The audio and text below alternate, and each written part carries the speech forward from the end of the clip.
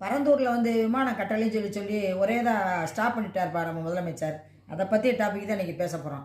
பார்த்தோம்னா பரந்தூர் மக்களோட வயிற்றில் பாலை வத்துற மாதிரி என்ன சொல்கிறாங்கன்னா, அந்த விவசாயிகளாம் ஐயோ நாங்கள் கும்பிட்ட தெய்வமே நீங்கள் தாயா, இயற்கை மீட்டெடுத்த நம்மாழ்வார் அப்படின்னு சொல்லி அவ்வளோ தூரம் சந்தோஷப்பட்டிருக்காங்கப்பா. அங்கே கட்டாய விமான நிலையம் அமைக்கணும்னு சொல்லி சொல்லி இந்த டிஎம்கே காரங்க சொல்லிக்கிட்டு இருக்காங்க. இந்த மக்கள்லாம் என்ன பண்ணியிருக்காங்க, கிட்டத்தட்ட 5 வருஷமாக போராட்டம் பண்ணியிருக்காங்க. இங்கே விமான நிலையம் வைக்கவே கூடாது, எங்களோட வாழ்வு ஆதாரம் பறிபோயிரும், நாங்கள் இதை நம்பித்தே உட்காந்துருக்கோம்னு. பரந்தூருங்கிறது எங்கே இருக்குதுமா, கிட்டத்தட்ட காஞ்சிபுரம் சுத்தளவில் வருதுப்பா. ஏனாகுளம் அப்படிங்கிற மாதிரி ஏகனாகுளம் அப்படிங்கிற இடத்துல இருக்குது. இந்த பரந்தூர் விமான நிலையத்தை வந்து கட்டக்கூடிய அந்த இடம் வந்து இங்கே இருக்குது. அங்கே இருக்கவங்க எல்லாருமே விவசாயிகள் தான்.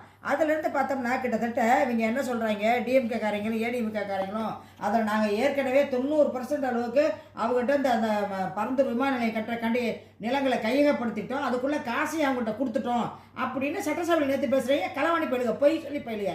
ஆனால் அது கிடையாது. நிர்மல்குமார் என்ன சொல்கிறாரு தெரியுமா, கிடையாது, அவங்க வாங்கினதுக்குள்ள ஆதாரம் தான் இருக்குது. நம்ம அவங்க எவ்வளோ வாங்கியிருக்காங்கிறது எப்படி இருக்குங்கிறது 48% தான் அதில் வாங்கியிருக்குது. என்ன அந்த இடத்தையுமே விவசாயிகளுக்கு வந்து பிரச்சனை இல்லாத ஒரு தொழில் தான் அதில் சிவமௌலிசு. ஆனால் விமான நிலையம் கட்டாயம் கட்டப்பட மாட்டாது அப்படின்னு ஆணித்தரமாக சொல்லிட்டாங்கப்பா. இது ஏன் கேட்டோம்னா, தேர்தல் பிரச்சாரத்துக்கு போது நம்ம தளபதி நினைச்சிருக்காருன்னா பரந்தூர் மக்களை போய் சந்திச்சு அங்கே பிரச்சாரம் பண்ணும்போது விமான நிலையம் ஒருபோதும் கட்டப்பட மாட்டேன், நான் ஆட்சிக்கு வந்து அது நடக்கவே நடக்காது, நான் எப்போவுமே உங்கள் பக்கத்தேன் அப்படின்னு சொல்லிட்டாங்கப்பா. இதில் சந்தோஷப்பட்டு பார்த்தோம்னப்பா, பரந்தூர் மக்கள் உடனே பார்த்து இனிப்பை வாங்கி கொடுத்து பட்டாசை வெடிச்சு உடனடியாக நம்ம முதலமைச்சரை பார்க்கணும்னு உடனே வந்துட்டாங்க. 50 பேர் கிளம்பி வந்துட்டாங்க. அது முக்கியமான ஒருத்தர் தலைவர்னு இருப்பாங்களப்பா, அந்த ஊரில் இருக்க பெருந்தலைவர்களோட வந்து தலைமைச் செயலகத்தை வந்து உடனே பார்க்கணுன்ட்டாங்க. உடனே முதலமைச்சரை பார்த்து அவங்களுக்கு பச்சை துண்டு, விவசாயியோட கலர் வந்து பச்சை துண்டை பொத்தி அவருக்கு நெற்கதிரை கொண்டாந்து கொடுத்து கையெடுத்து கும்பிட்றாங்கப்பா.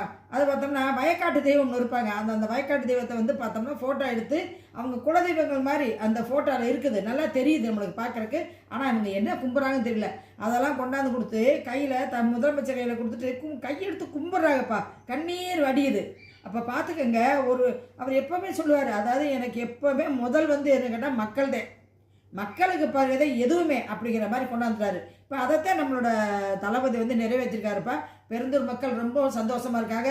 அவங்க மட்டும் இல்லை, அவங்க சேத்துல கால் வச்சாதான் நம்ம சோத்துலேயே கை வைக்க முடியுங்கிறது நம்ம உணர்றோம். ஆனால் அந்த களவாணி பயலுக்கு தெரியாமல் அதுலேருந்து நம்ம எப்படி லாபம் பார்க்கலாம் அப்படிங்கிற நோக்கத்திலே இருந்திருக்காங்க. இப்போ அதிலெல்லாம் தூக்கி வரணும்னா 1 லாரி மண்ணை கொட்டி விவசாயியோட கனவுகளை நிறைவேற்றி வச்சுருக்காருப்பா நம்ம தளபதி. உங்களோட கமெண்ட்ஸில் இதை பதிவு பண்ணுங்கள்.